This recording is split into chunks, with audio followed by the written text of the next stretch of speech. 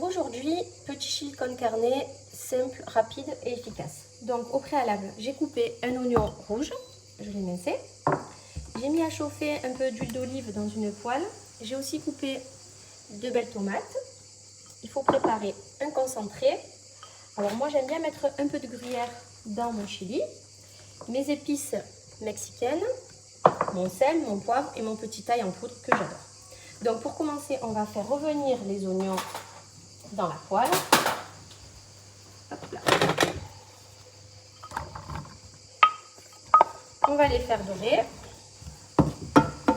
Moi ce que je fais, c'est que j'aime bien rajouter une petite touche de miel pour les faire caraméliser.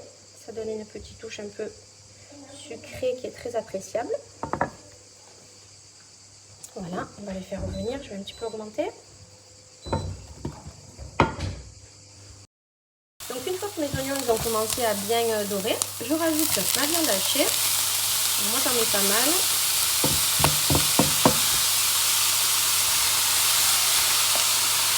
Voilà.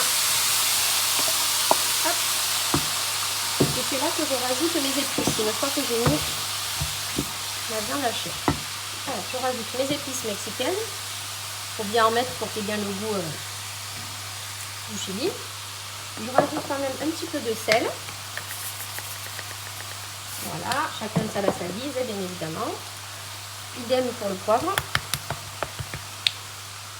Et moi, je rajoute toujours un petit peu d'ail en poudre, parce que je trouve ça très bon. Voilà. Là, pareil. On laisse tout revenir.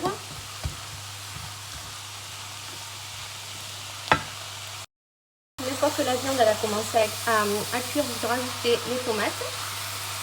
Et moi, je rajoute le concentré.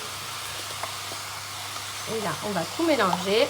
On va laisser un petit peu mijoter à feu doux une bonne quinzaine de minutes.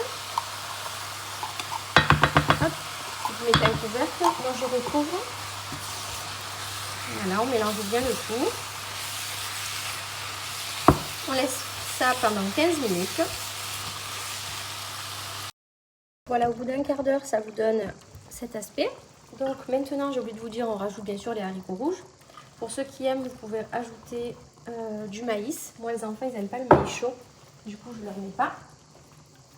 Du coup, voilà, vous mélangez. Et là, moi, je rajoute mon gruyère râpé et je laisse encore mijoter 10-15 minutes à feu doux.